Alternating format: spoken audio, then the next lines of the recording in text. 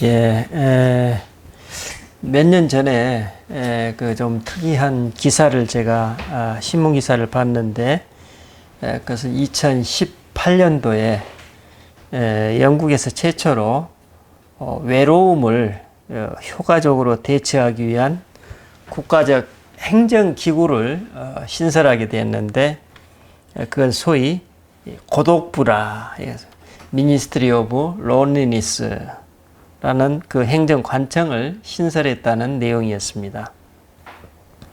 한 국가에서 이처럼 고독부를 설치한다는 것은 그 고독이나 외로움이 너무나도 큰 국가적 이슈라는 판단에 따른 것임을 알 수 있습니다. 제가 생각하기에 개인주의가 아주 뼛속 깊숙이 스며든 서구 사회에서 행정부처에 이처럼 고독부를 신설하는 것은 매우 어쩌면 필수 불가결한 그런 현상이 아닌가 이렇게 생각합니다. 근데 그 후에 얼마 지나지 않아서 일본 역시 또 영국과 유사한 형태로 고독 고립대책 담당실이라는 행정기구를 신설했다고 합니다. 세상은 지금 이처럼 외로움이라는 이슈와 어쩌면 전쟁 중에 있습니다. 그런데 이 코로나 팬데믹이 진행되고 이 사회적 혹은 경제적 고립이 장기화되면서 사람들은 더욱더 외로움과 단절감에 빠져드는 것 같습니다.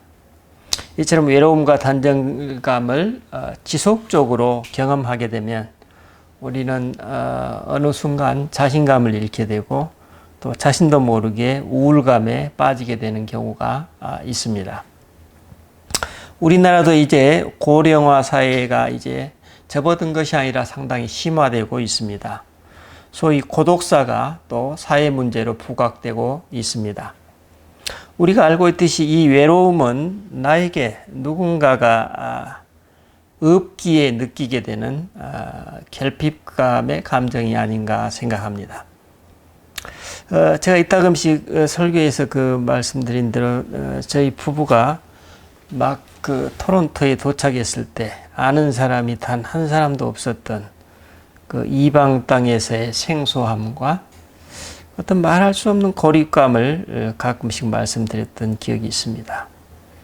이제 거기에 태중의 아기가 있었고 그 아기는 이제 우리 부부의 첫 아기였기 때문에 그때 저도 잘 인지하지 못했지만 지금 생각한데 당시 제가 느꼈던 그 어떤 민감성은 제 생애에서 그야말로 가장 최고였던 때가 아니었는가 생각합니다. 물론 그때 당시 상당히 영적으로는 지금 보기에도 건강한 상태였기 때문에 겉으로 드러나는 모습은 참 조용하고 나이스하고 젠틀했습니다. 그리고 태중의 아기로 인해 어떤 보이지 않는 기쁨이 늘 저희 부부의 삶을 감돌고 있었다. 그런 느낌을 받았습니다. 하지만 제 무의식에서는 이미 그 이방 땅이라는 삶의 취약성에 제 온 존재와 삶이 노출된 상태였기 때문에 그때 제가 경험했던 민감성은 아직까지도 제 기억 속에 상당히 오래 남아있는 것 같습니다. 그래서인지 제가 오늘 본문을 읽을 때마다 느끼는 감정이 있습니다. 오늘 본문 6절로 7절에 거기 있을 그때에 해산할 날이 차서 첫 아들을 낳아 강보로 싸서 구유에 누였으니 이는 여관에 있을 곳이 없음이러라. 저는 이 구절에서 있을 곳이 없음이러라는 이 성경 기자의 표현이 저의 가슴에 뭔가 깊은 무엇을 남기고 있다고 느낍니다. 그것은 요셉과 마리아가 아기 예수로 인한 말할 수 없는 기쁨과 함께 혼재되어서 느꼈을 그 고립감과 외로움입니다. 하지만 이 외로움이라는 단어는 제가 느끼는 감정을 충분히 반영하지는 못하는 것 같습니다. 제가 지금 표현하고자 하는 외로움이란 마리아와 요셉이 낯설고 물설은 고향 땅이죠.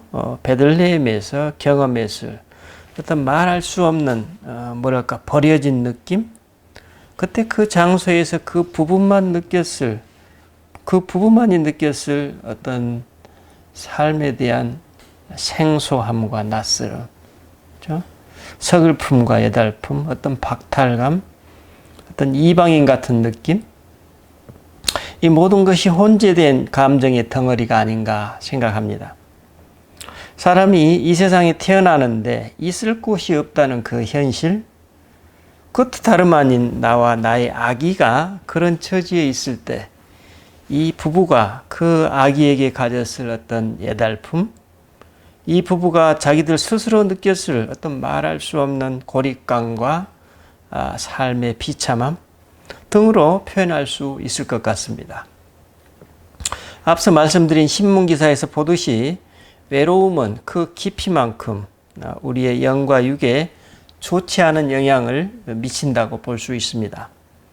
그런데 20세기 영성가 토마스 머튼에 의하면 이분은 고독이라는 말과 은거라는 말을 같이 동의어로 사용합니다. 그래서 고독 혹은 은거에 머무는 것이 영성생활에 매우 중요하다고 주장하였습니다.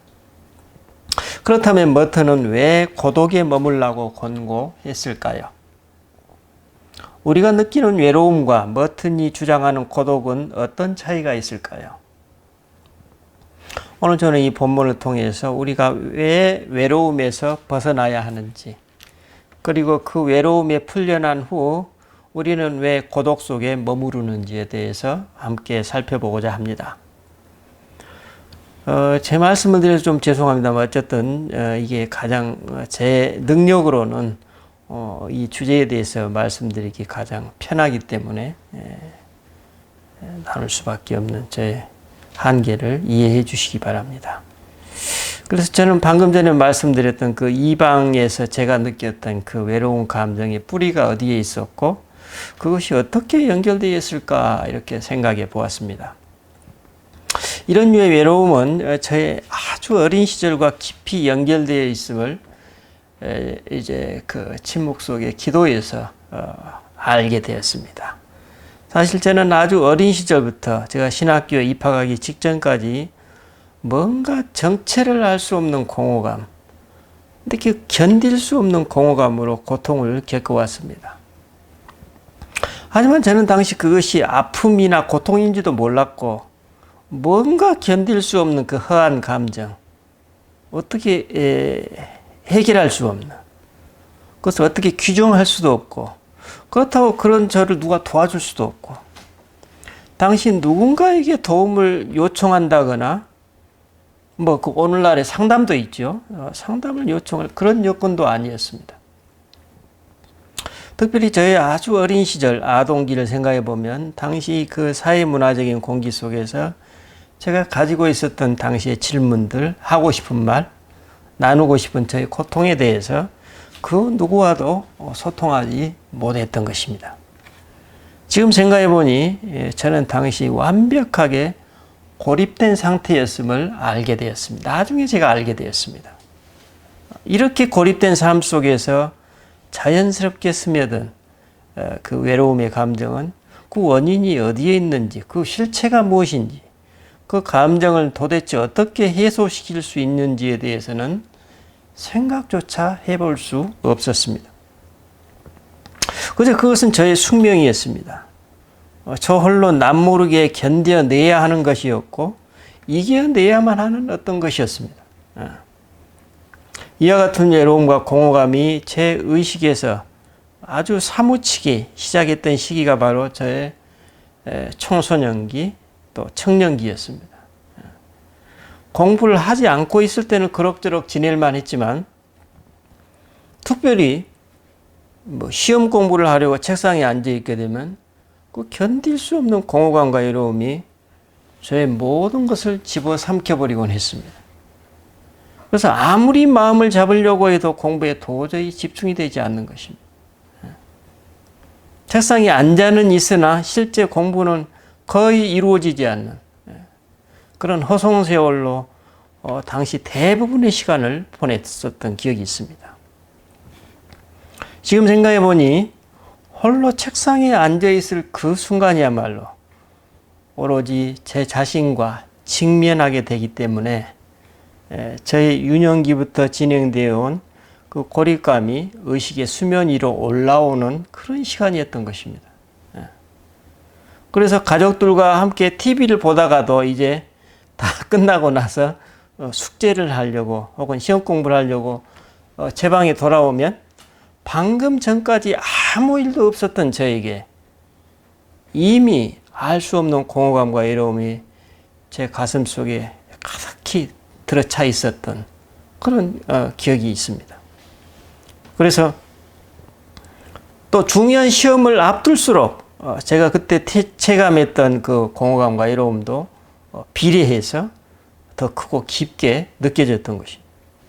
그래서 공부 자체보다도 그 공허감과 외로움을 이겨내는 것이 당시 제 삶에서 가장 버거운 짐이었습니다. 당시 제가 이런 삶을 살고 있었기 때문에 저는 늘 현재를 살 수 없었던 것이죠. 그래서 늘 현재로부터 벗어나고 싶었습니다. 그렇다고 해서 과거나 미래로 또 도망칠 수도 없었습니다. 왜냐하면 제가 경험한 더 어린 시절의 과거는 사실 제 자신의 존재를 부정해 왔었기 때문에 내가 차라리 없었으면 좋겠다. 동시에 또 미래는 어때요? 불안과 두려움으로 가득 찬 그런 암과 같이 느껴졌기 때문입니다. 당시 저의 실존은 완벽한 이방인이었던 것입니다. 이 땅에 살고 있다고 하나 실상은 이 땅의 사람이 아니었습니다. 그래서 그 어린 나이에도 그 당시의 개그 프로그램이나 이런 걸 보면 그걸 보고서 웃는 사람들을 보면 도저히 이해가 되지 않은. 이제 저는 완전히 다른 세상에 살고 있었던 거예요. 그러므로 저의 일상의 그 현실적 삶에 이렇게 빠져서 사는 시간 외에 거기서 벗어나서 오롯이 저 홀로 있는 시간이 오면 제 안에 그 이방인을 직면해야만 했던 것입니다. 그처럼 철저히 고립된 이방인의 그 리얼리티가 제 의식 수면 위로 싹 올라오면 저는 그때마다 견딜 수 없는 어떤 공허감에 시달려야 했던 것입니다. 이러한 제 삶의 배경이 오늘 본문에 여관을 찾고 있으나 있을 곳이 없음이러라 라는 가슴 아픈 묘사를 접할 때마다 정말 남의 일 같지 않은 그런 공감을 이끌어내는 것 같습니다. 물론 우리는 당시 마국간에서 아기를 낳았던 요셉과 마리아의 건강한 영적 상태를 짐작할 수 있습니다. 오히려 실제로는 제가 주관적으로 느끼는 그런 고립감이나 외로움과는 정반대 기쁨과 감사의 마음으로 그들이 아기 예수를 맞았을 것입니다. 그들의 이런 영적 건강성 때문에 또 하나님은 이 부부를 주목하고 택하셨을 것입니다. 물론 저 역시 이후에 신학교에 입학해서 이제 제 삶을 하나님과 함께 돌아보는 기도를 통해서 저는 제가 당시까지 경험했던 그 외로움과 공허감의 실체가 무엇이었는지, 그 뿌리가 어디에 있었는지, 왜 저는 당시까지 그처럼 오리무중으로 헤맸어야만 했는지 이제 깨닫게 되었습니다.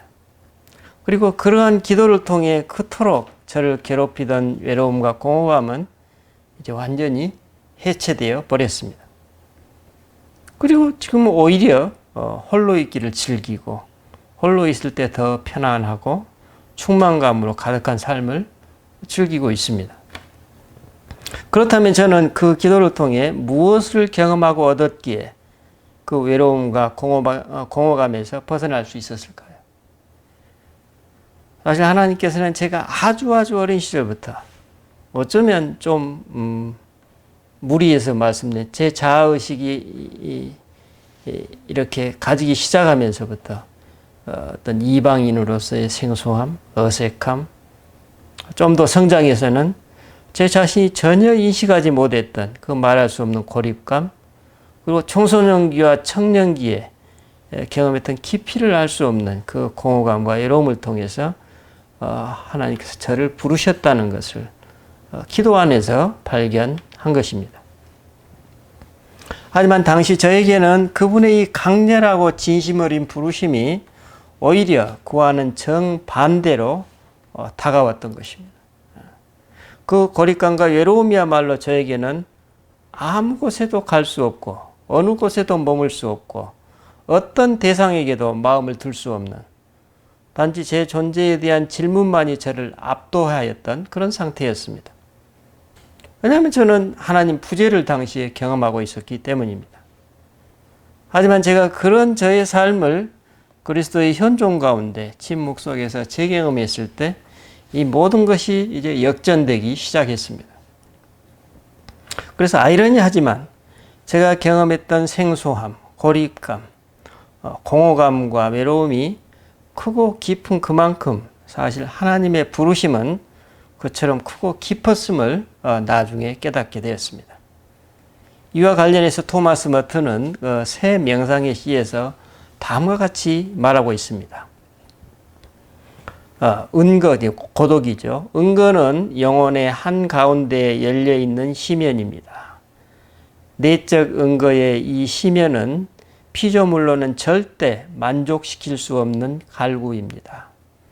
은거를 찾는 유일한 방법은 배고픔, 갈등, 슬픔, 가난, 그리고 열망입니다.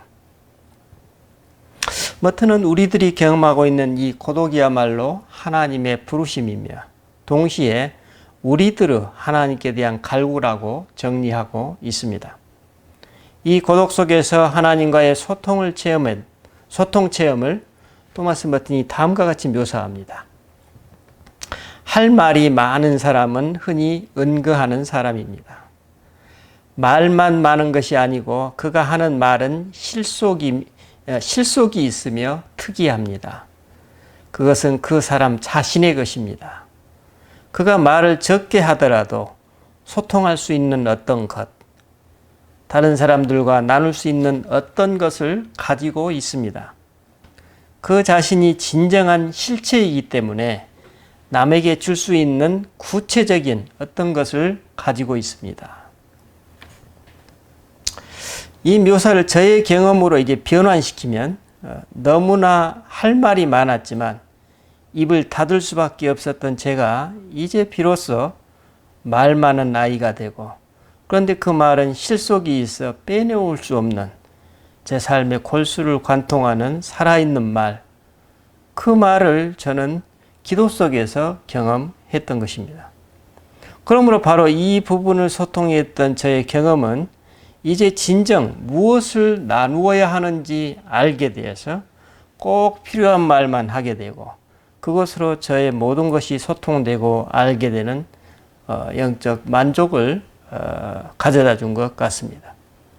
어쩌면 제 사역도 이 연장선이 아닌가 저는 그렇게 요즘 느낍니다.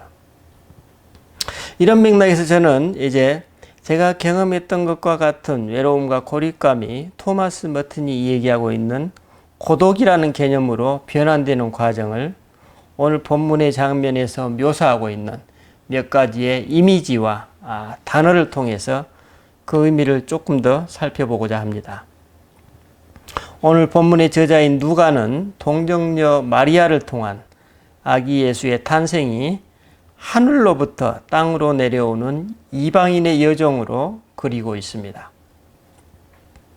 이는 또한 동시에 이 아기를 잉태한 요셉과 마리아가 고향 베들레헴에서 이방인으로 대우받고 있는 것과 잘 상응하고 있습니다.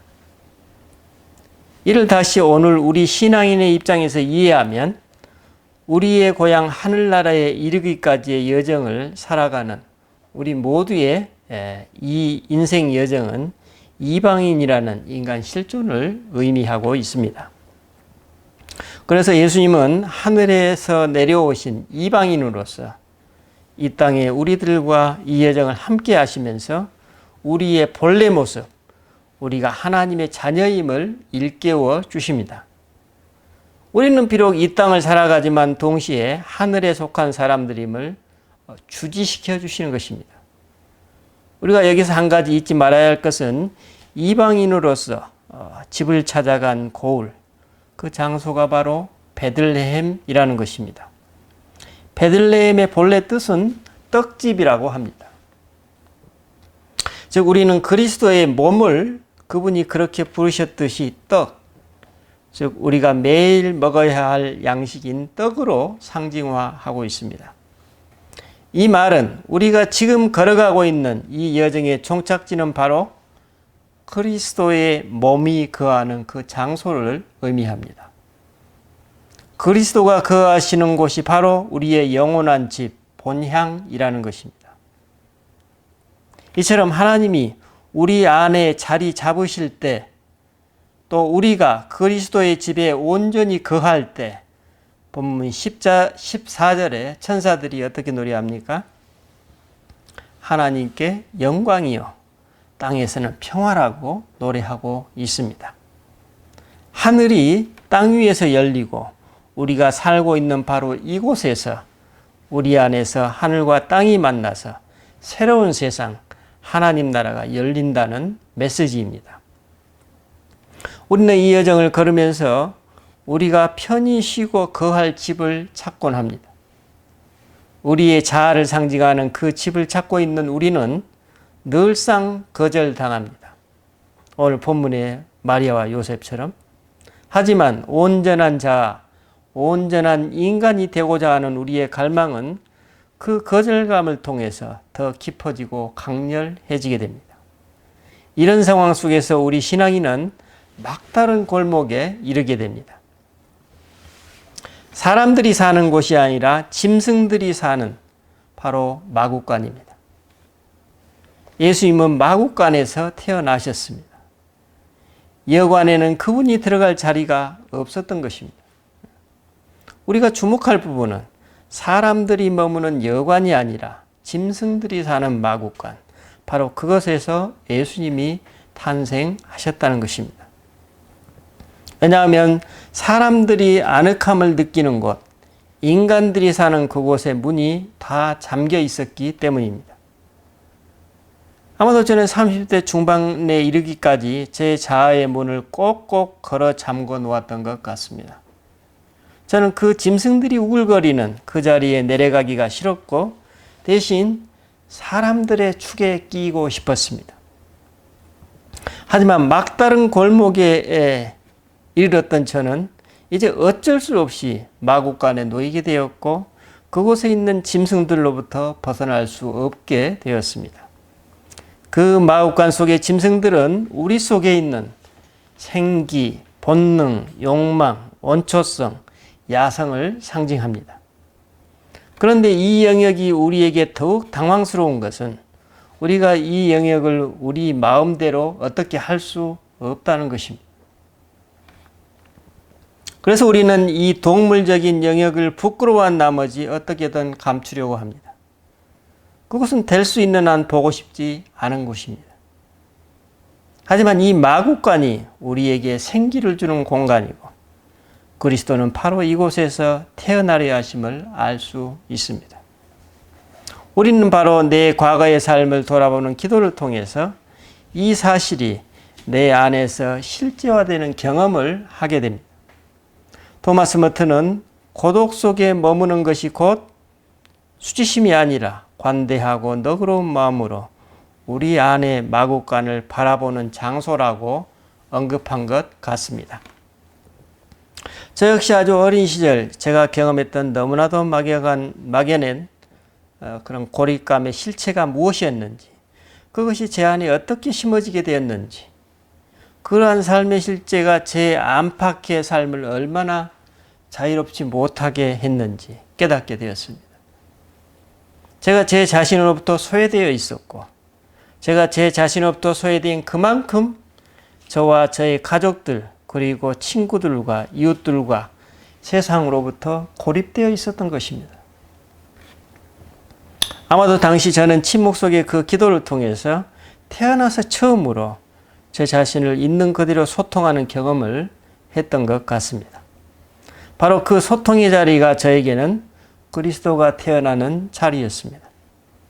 우리가 하나님을 만나는 장소는 다른 곳이 아니라 우리 내면의 진솔한 마구간이라는 것입니다. 여러분, 우리 안에서 그리스도가 태어나려면 우리 안의 마구간을 하나님께 열어보일 기회가 있어야 합니다. 저는 신학교에 직접 찾아가서야 그 기회를 얻을 수 있었습니다. 우리가 우리 안에 있는 모든 것을 하나님께 보여드릴 수 있을 때 비로소 하나님은 우리 안으로 들어오십니다. 토마스 머튼은 이러한 소통의 경험, 이러한 마급관 속의 원초적인 만남을 다음과 같이 묘사하고 있습니다. 은거를 찾는 사람은 마치 죽음으로 비워진 것처럼 비워집니다. 그는 모든 지평선을 이미 넘어섰습니다. 모든 것이 중심이고 경계는 아무 곳에도 없는 그런 곳입니다.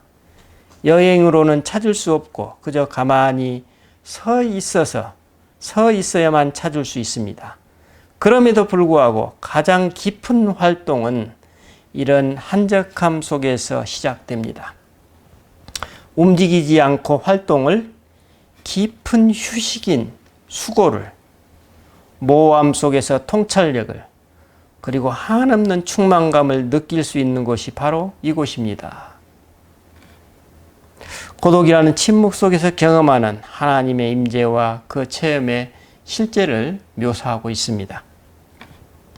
오늘 본문 12절에 보면 너희가 가서 강보에 쌓여 구유에 누워있는 아기를 보리니 이것이 너희에게 표적이라고 천사들이 목동들에게 말합니다. 인간들은 하나님의 아기 앞에서 그들의 문을 닫아버린 반면에 짐승들은 자기들의 집과 구유를 그 아기에게 내어주었습니다. 우리 안에 짐승적 본능은 아기가 누울 구유가 필요하다는 것을 알고 있지만 우리 안에 외적 인간들은 그 이방인 부부로 인해 불편해질까 봐 우려하고 있음을 보여주고 있는 것 같습니다. 어린 시절 저의 자기보호 본능이 그보다 더 깊은 저의 생기와 야성과 갈망을 거부하고 억압했던 것입니다. 이것이 저 스스로 소외시켰고 그 소외가 제 삶에서 그 깊이를 알 수 없는 공허감으로 작용했던 것입니다. 여러분, 이처럼 우리들은 하나님이 우리들을 찾아오시기를 고대하지만 우리들이 기대하는 하나님은 전혀 다른 모습일 경우가 있습니다. 이는 우리들이 하나님에 대해 전혀 다른 꿈을 꾸고 있음을 상징하고 있습니다. 당시 어린 아이였던 저는 하나님과 제 자신의 꿈이 아니라 세상 사람들의 꿈을 갈망했던 것입니다. 그건 저하고는 아무런 관련이 없는 꿈이었습니다. 우리는 오늘 본문의 구유에 누인 아기를 보면서 우리를 향한 하나님의 꿈이 어떻게 드러나는지 알게 됩니다. 우리가 벼랑 끝에 몰리고 공경에 처하고 이해받지 못하고 거절당하고 내쫓기는 곳, 바로 그곳에서 하나님이 태어나신다는 메시지입니다. 하나님께서는 우리가 돌아보려고 하지 않는 우리 욕망의 영역, 내몰린 영혼의 끝자락, 그리고 우리 안에 부끄럽고 경직된 부분, 바로 그곳에 구유를 마련해 놓으십니다. 그래서 그곳에 하나님의 아들이 우리 안에 잉태되어 자리 잡으시고 그분은 우리의 그리스도가 되십니다. 이 과정이 진정 인간이 인간되는 과정이고 성화로서의 우리 인생 여정이 아닌가 우리 생각해 봅니다. 기도하십시다. 주님, 우리는 오늘 말씀을 통해 배웁니다. 우리 삶의 여정에서 특별히 있을 곳이 없는 우리 삶의 실존, 그 마급관 속에서 우리는 인간이 인간 되기를 바라시는 우리를 향한 하나님의 갈망을 발견합니다. 우리는 바로 그곳에서 내 안에 그리스도를 발견하면서 한 인간으로서의 내 자신도 다시 태어나고 있음을 고백합니다. 견딜 수 없고 극복할 수 없는 우리의 외로움, 공허감, 고립감, 바로 그 자리가 인간이 인간되는 자리이고 바로 그 자리가 외로움과 고립감이 충만한 고독과 은거의 자리로 변화되는 우리 자아와 삶의 신비를 우리가 고백하게 됩니다. 우리는 바로 그 자리에서 당신의 평화와 기쁨과 감사를 경험하는 부요를 선물로 받습니다. 주님, 우리의 그 부요가 우리 주변을 기름지게 하는 걸음이 되게 하옵소서. 감사드리고 우리 주 예수 그리스도 이름으로 기도드립니다. 아멘.